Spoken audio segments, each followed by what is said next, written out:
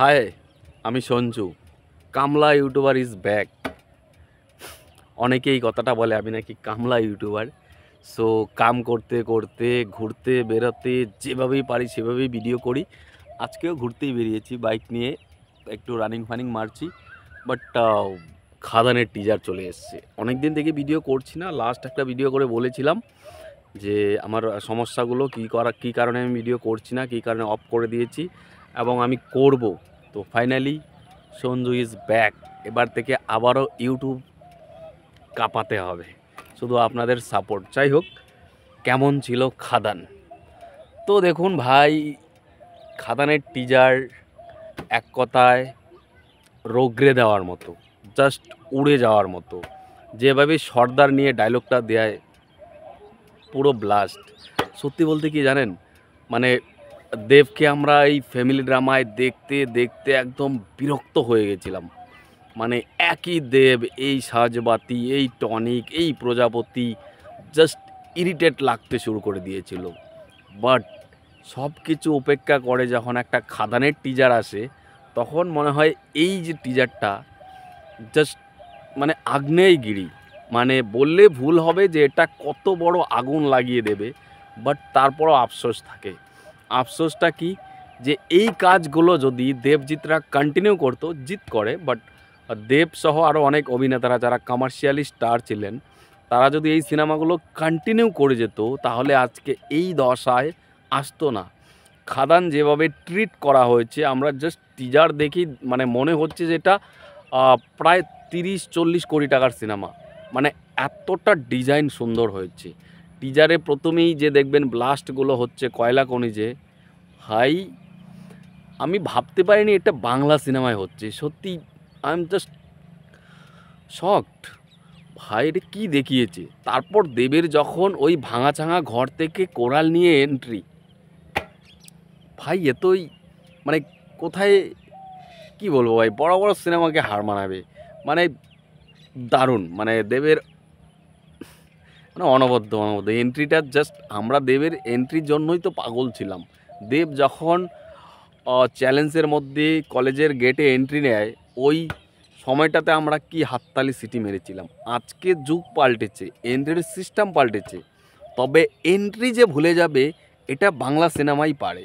আজকে খাদানে দেখাচ্ছে দেবের এন্ট্রি, কিন্তু দেখুন লাস্ট কত বছর ধরে এই ধরনের সিনেমাই হচ্ছে না। তো দেব তো ছেড়েই দিয়েছিল।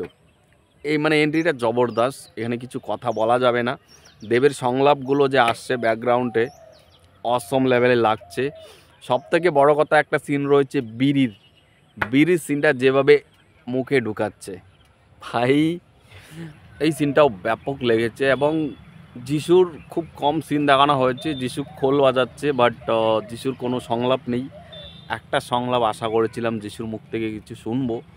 দেব আর যিশু মনে হয় এখানে ফ্রেন্ড হিসাবে কিছু কাজ করতে চলেছে, সেগুলো তো এখনও রিভিল করা হয়নি। ভালো হয়েছে টিজারটাতে, গল্প কোনো রকম বোঝা যাচ্ছে না, একটা জিনিস বুঝতে হবে। বাট ব্যাকগ্রাউন্ড স্কোরটা রা রা রা, ভাই পুরো নেক্সট লেভেলে চলে গেছে। টিজারটা ওই ব্যাকগ্রাউন্ড স্কোরের জন্য পুরো নেক্সট লেভেলে চলে গেছে। মানে এইভাবে তো কেউ রিভিউ করে না, সত্যি বলতে। এই পুকুর পাড়ে এইভাবে তো কেউ রিভিউ করে না। একদিন আপনাদেরকে আমার পুকুর দেখাবো, এটা আমার না, আমার পুকুরে আমি ফিশিং করব, তখন আপনাদেরকে একটা রিভিউ করে দেখাবো। তো ব্যাপার হয়েছে কি বলুন তো, এইভাবে তো কোনো রিভিউয়ার রিভিউ করে না। আর তাই হয়তো বা আমাকে সবাই জঙ্গলের রিভিউয়ার, রাস্তার রিভিউয়ার, কাজের রিভিউয়ার, কামলার রিভিউয়ার, যে যাই পারে বলে, গায়ে মাখি না, ভালো লাগে। মাঝখানে এইসব খুব টেনশনে পড়ে গেছিলাম, সব চাপে। একদিকে ইউটিউবের পেমেন্টের চাপে, অপরদিকে এইসব কথাবার্তা উল্টো পাল্টো, পুরো আমি ভেবেছিলাম হ্যাঁ ছেড়ে দে, ইউটিউব আর করবো না। তো অনেকে আবার দেখছি মেসেজ করে, দাদা তোমার র লেভেলের রিভিউ ভালো লাগে। তো আবার ফিরছি, আর যখন ফিরছি তো এখন কন্টিনিউ ভালো ভালোই রিভিউ আসবে।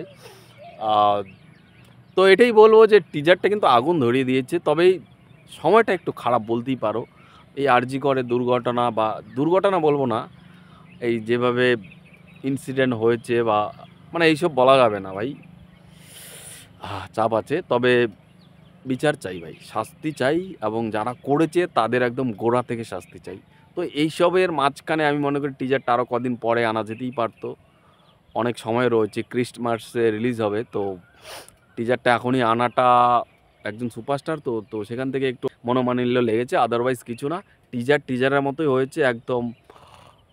বাংলাদেশের মমতাজের ওই গানটার কথা মনে পড়ে যে পোলা তো নয় যেন আগুনের গোলা, তো টিজার তো নয় যেন আগুনের গোলা। সব কথার শেষে একটাই কথা বলবো, এই রিভিউটা কেমন লেগেছে কমেন্টে জানাবেন, আর কন্টিনিউ কাজ করব। টাটা।